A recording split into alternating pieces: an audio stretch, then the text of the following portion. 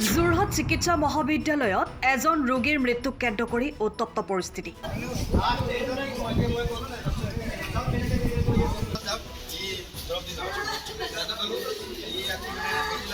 চিকিৎসকৰ গাফিলতিৰ বাবেই ধৰ্মেন্দ্ৰ ঠাকুৰ নামৰ এজন যুৱকৰ মৃত্যু হোৱাৰ অভিযোগ। এইটো ট্ৰিটমেণ্ট ভালকৈ ট্ৰিটমেণ্ট হোৱা নাই, ৰং ট্ৰিটমেণ্ট হৈছে, ডক্টৰ আহি চাহ নাই। লাষ্ট এণ্ডত ডক্টৰ আহি চাহিলে আৰু মানে পেচেণ্ট কোনো চেক কৰা নাই আৰু কি আপোনাৰ ইয়াত মানে এটাও চিনিয়ৰ ডক্টৰ নাই।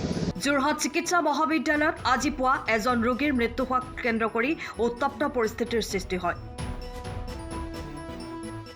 উল্লেখ্য যে জ্বৰ, বমি আৰু পায়খানা হোৱাৰ বাবে যোৰহাটৰ দহাবৰা চুকৰ ধৰ্মেন্দ্ৰ ঠাকুৰ নামৰ যুৱকজনক আজি পুৱা যোৰহাট চিকিৎসা মহাবিদ্যালয়ত চিকিৎসাৰ বাবে লৈ যোৱা হৈছিল।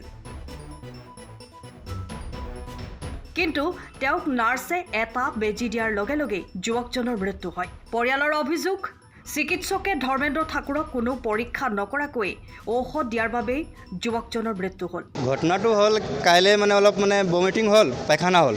হোৱাৰ পিছত মানে তাতে বিমল চাহ বুলি ডাক্তৰ আছে, তাতে লৈ গ'লোঁ। লৈ যোৱাৰ পিছত তাত দৰৱ লিখি দিলে, সেইটো ভাল হৈ গ'ল। হোৱাৰ পিছত ৰাতিপুৱা মোকে ফোন কৰিলে যে দাদা আপুনি আহক, মোক মানে গা দুৰ্বল লাগি আছে। তো অহাৰ পিছত মানে আপোনাৰ টেম্পুত মেডিকেলত লৈ আহিলোঁ। লৈ অহাৰ পিছত টিকেট কৰিলোঁ। টিকেট কৰাৰ পিছত ভিতৰত লৈ গ'লোঁ ইমাৰ্জেঞ্চিত। লৈ যোৱাৰ পিছত আপোনাৰ বেডত শুৱাই দিলোঁ। হোৱাৰ পিছত আপোনাৰ ডক্টৰৰ ওচৰত গ'লোঁ।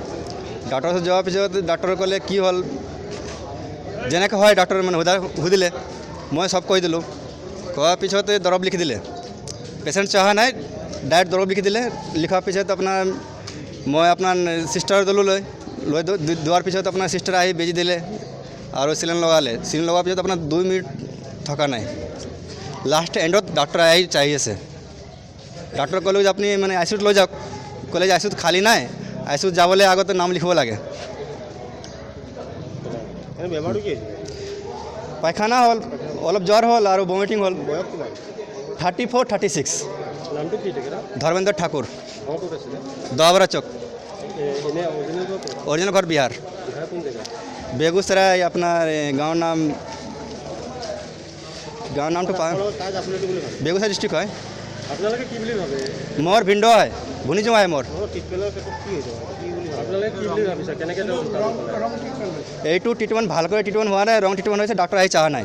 লাষ্ট এণ্ডত ডক্টৰ আহি চাহিলে আৰু মানে পেচেণ্ট কোনো চেক কৰা নাই আৰু কি আপোনাৰ ইয়াত মানে এটাও চিনিয়ৰ ডক্টৰ নাই।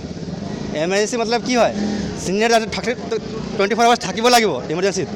এটাও চিনিয়ৰ ডক্টৰ নাই, চব জুনিয়ৰ আছে ইয়াত। লাগিলে আপুনি ইয়াত CCTV লগাই আছে, চাই লওক। অন্যহাতে সেই সময়ত কোনো জ্যেষ্ঠ চিকিৎসক নথকাৰো গুৰুতৰ অভিযোগ উত্থাপন কৰে। এই লৈ চিকিৎসা মহাবিদ্যালয়খনত এতিয়া উত্তপ্ত পৰিস্থিতিৰ সৃষ্টি হয়। পিছত ঘটনাস্থলীত আৰক্ষী উপস্থিত হৈ পৰিস্থিতিৰ নিয়ন্ত্ৰণ কৰে। সম্প্ৰতি যোৰহাট চিকিৎসা মহাবিদ্যালয়ত আৰক্ষী মোতায়েন কৰা হৈছে। মেডিকেলৰ মই এটা মানে হিমন্ত বিশ্ব শৰ্মাৰ এখন প্ৰাৰ্থনা, এখন মেডিকেল হয়, এইটো দুখীয়া মানুহ হস্পিটেল। গতিকে যিটো ধৰণৰ ট্ৰিটমেণ্ট হ'ব লাগে সেইটো ট্ৰিটমেণ্ট হোৱা নাই। হস্পিটেলটো নিজৰ মন মতালি চলি আছে। ইমাৰ্জেঞ্চিৰ কাৰণে কোনো ডক্টৰ নাই, চব জুনিয়ৰ ডক্টৰবিলাকে আহি ট্ৰিটমেণ্ট কৰি আছে। যিটো ক'ত কি কৰিব লাগিব নোৱাৰিব তাহাঁতি কোনো মতেই ইচ্ছা নকৰে, কিবা ক'বলৈ গ'লে তাহাঁতি নিজৰ খুচিমতে তাহাঁতি চলি থাকে। গতিকে মই এইটো এটা আহ্বান যে ডক্টৰ ইমাৰ্জেঞ্চি ডক্টৰ থাকিব লাগে। ৰাতি আপুনি আহিব, ইমাৰ্জেঞ্চি ডক্টৰ নহয়, চব জুনিয়ৰ ডক্টৰবিলাকে চোৱা মেলা কৰে। কিয় হস্পিটেলত আহিলে, দিনত আহিলে এটা পইচা, ৰাতি হ'লে এটা পইচা, এইবিলাক কিয় কাৰণে কৰিব?